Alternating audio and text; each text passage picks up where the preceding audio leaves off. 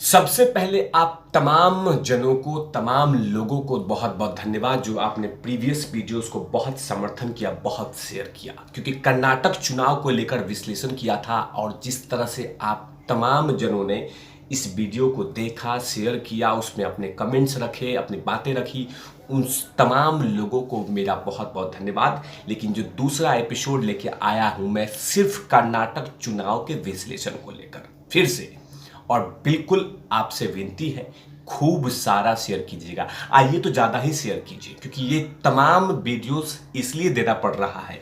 जो लोग ये कह रहे हैं कि नरेंद्र मोदी का चेहरा धूमिल पड़ रहा है, नरेंद्र मोदी का 2024 से छाए कम हो रही हैं, उनका कद कम हो रहा है, जनता पसंद नहीं कर रही है, जनता उनसे दूर हो रही है, जनता उसे हटाना चाहती, इस तरह की तमाम बातें लिखी जा रही है, कही जा रही है। उसी को विश्लेषण करने आया हूं कि क्या सचमुच नरेंद्र मोदी का छवि खत्म हो रहा है? क्या सचमुच को नरेंद्र मोदी को जनता जनार्दन दूरियां बना रही है? क्या सचमुच नरेंद्र मोदी को जनता का आशीर्वाद नहीं मिलने वाला है? क्या सचमुच नरेंद्र मोदी का कद 2024 से कम हो जाएगा? इन तमाम चीजों का विश्लेषण सिर्फ एक विश्लेषण कई काट होगी। तो जरा वीडियो जरूर शेयर कीजिएगा, इस वीडियो को तो और शेयर कीजिए, क्योंकि उन तमाम लोगों के पास मैसेज आएगा कि नरेंद्र मोदी का क्या कद सचमुच छोटा हो रहा है कर्नाटक चुनाव के कारण। इन तमाम चीजों की बात करने वाला हूं। नमस्कार, आप देख रहे हैं तिवारी भैया, मैं हूं वीर प्रकाश। दरअसल जब से भाजपा कर्नाटक में हारी है, जब से भाजपा का करारी शिकस्त हुई है भाजपा की कर्नाटक में, उसके बाद वो तमाम कांग्रेस के इंडिविजुअल नेता बाल्टी पानी पी पी के ये कह रहे हैं कि 24 में तो राहुल गांधी जी पीएम बन जाएंगे, राहुल गांधी पीएम बन जाएंगे, नरेंद्र मोदी चुनाव हार जाएंगे, जनता जनार्दन उनको हटा देगी, जनता जनार्दन अभी मध्य प्रदेश में हटा देगी, राजस्थान में हटा देगी, राजस्थान में कांग्रेस की सरकार बनेगी, भाजपा की सरकार हार जाएगी मध्य प्रदेश में, उसके बाद छत्तीसगढ़ में कांग्रेस लगातार रहेगी। इस तरह की तमाम बातें कहे जा रही हैं। जाहिर सी बात है, बहुत लंबे समय के बाद कांग्रेस को इतना बड़ा स्टेट मिला है और कांग्रेस को इतनी बड़ी जीत मिली है, तो जाहिर सी बात है थोड़ा तो सत्ता का नशा जो है वो तो, सत्ता का जो जोश है वो तो बोलेगा ही। लेकिन क्या सचमुच ऐसा हुआ है? क्या नरेंद्र मोदी का छवि खत्म हो रहा है? क्या सचमुच नरेंद्र मोदी कर्नाटक में अपनी छवि को नहीं दिखा पाए? क्या सचमुच नरेंद्र मोदी का जादू नहीं चला? क्या ये इसलिए बताना पड़ रहा है एक छोटे से विश्लेषण को। दरअसल मैं बात करूंगा सिर्फ कर्नाटक के राजधानी बैंगलोर की बात करूंगा। मैं कर्नाटक की पूरा विश्लेषण बाद में रखूंगा, अभी सिर्फ बैंगलोर की बात करूंगा। बैंगलोर जोन में नरेंद्र मोदी जी ने 3 रोड शो की थी और उस में बहुत सारे भीड़ आई थी। क्रेज था भीड़ का क्रेज था सिर्फ नरेंद्र मोदी जी का दर्शन करने के लिए, नरेंद्र मोदी को देखने के लिए कि नरेंद्र मोदी जी क्या कुछ कहेंगे, क्या उनका अंदाज है, इसको देखने के लिए नरेंद्र मोदी जी के लिए बकायदा 3 शो हुआ था, रोड शो। अब उस बेंगलुरु के जोन में 29 सीट आती है, 29 सीटें आती है, 29 सीटें सोचिए। और उस 29 सीटों में से भारतीय जनता पार्टी को 18 सीटें मिली है, जो रिपोर्ट है मेरे पास। हाँ, 18 सीटें मिली है। सोचिए 29 सीट में 18 सीट मिली है, और तब कहा जा रहा है कि नरेंद्र मोदी का छवि खत्म हो रहा है, नरेंद्र मोदी तो 24 में हार जाएंगे, जनता जनार्दन उनको आशीर्वाद नहीं दे रही है, जनता जनार्दन दूरियां बना रही है, नरेंद्र मोदी का अस्तित्व तो 24 में नहीं आ पाएगा, मुश्किल हो रहा है। इस तरह के तमाम शब्द ढूंढ के चिपकाए जा रहे हैं, सोशल मीडिया पे बोला जा रहा है कि नरेंद्र मोदी का तो कुछ भी जादू नहीं चला है। देखिए, जादू नहीं चलता तो 29 में से 18 सीटें बीजेपी को नहीं आती। सोचिए कि कांग्रेस के नेता इस तरह की बातें फैलाने में लगे हुए हैं। बताइए, 29 में से 18 सीटें कोई छोटी मोटी बात नहीं होती है। अगर बात की जाए तो प्रचंड जीत कहते हैं इसको, प्रचंड जीत। 29 में से 18 सीटें, 18 सीटें 29 में से। तो भी कांग्रेस के आईटी सेल, कांग्रेस के नेता, यहाँ तक कि बहुत सारे नेता लगातार भ्रमण प्रचार कर रहे हैं कि नरेंद्र मोदी तो जादू नहीं चल पाया।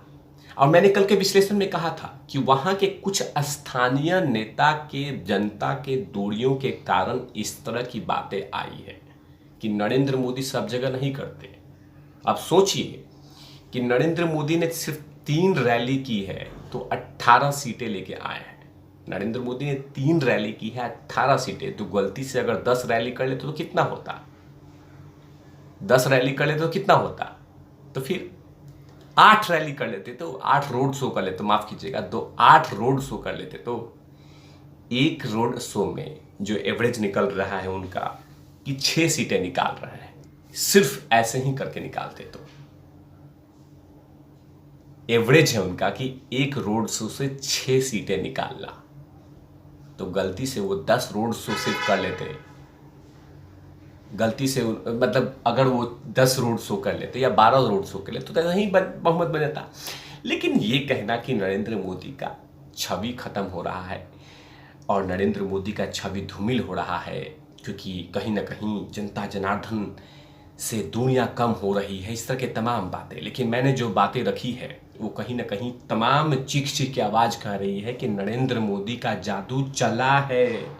और वही जनता जनार्दन जो लगातार भारतीय जनता पार्टी को माफ़ कीजिएगा, बेंगलोर में, और जनता जनार्दन को जैसे कर्नाटक की जनता जैसे उनको 2000 लोकसभा में 25 सीटें दिए था, मुझे पूरा भरोसा है कि 25 नहीं पूरी 28 सीटें मिलने वाली है। जो 28 या 29 सीटें हैं वो तमाम सीटें मिलने वाली है। वो स्टेट चुनाव था, ये लोकसभा चुनाव होगा तो जादू बरकरार है, ना कि जादू पूरी तरह से खत्म हो रहा है।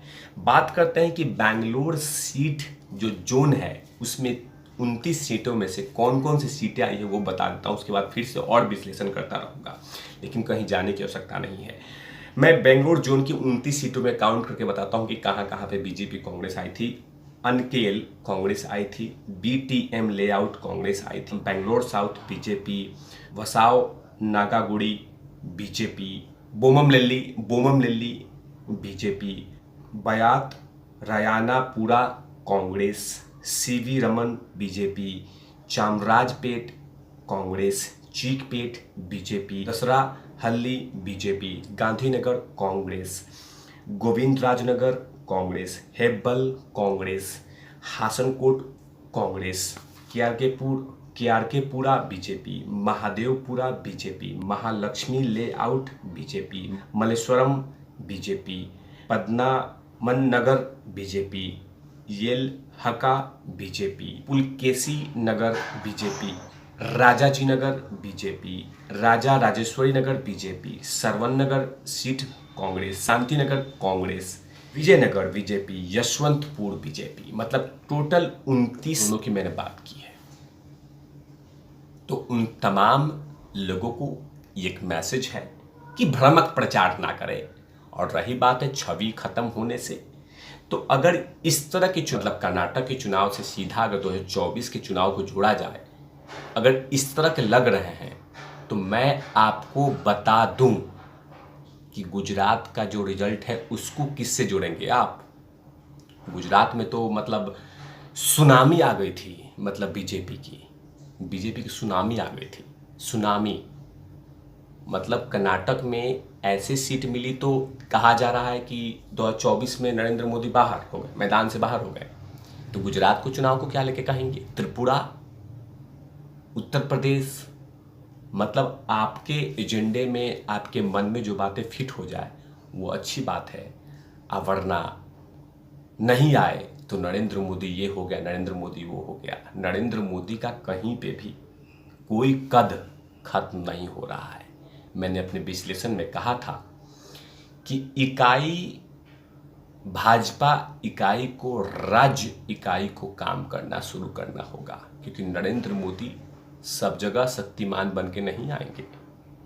आपको अपना चेहरा बनाना होगा, जैसे उत्तर प्रदेश में आदित्यनाथ योगी जी ने अपना चेहरा बना रखा है, असम में हेमंता बिस्वा शर्मा जी ने बना रखा है, महाराष्ट्र में देवेंद्र फडणवीस जी ने बना रखा है, गोवा में प्रमोद सावंत जी ने बना रखा है और उत्तराखंड में पुष्कर सिंह धामी जी ने बना रखा है। ऐसे बहुत सारे नेता हैं जिन्होंने अपना कद बना रखा है। मध्य प्रदेश में शिवराज सिंह चौहान जी ने बना रखा है। ऐसे चेहरे बनाने होंगे, ना कि मोदी जी के भरोसे रहने होंगे। तब तक के लिए कैसा लगा विश्लेषण जरूर कमेंट सेक्शन में लिखिएगा। मैं कल और एक वीडियोस बनाऊंगा। तब तक के लिए आपका बहुत बहुत धन्यवाद। कैमरामैन ध्रुव लाठी के साथ ओवर एंड आउट लवीज।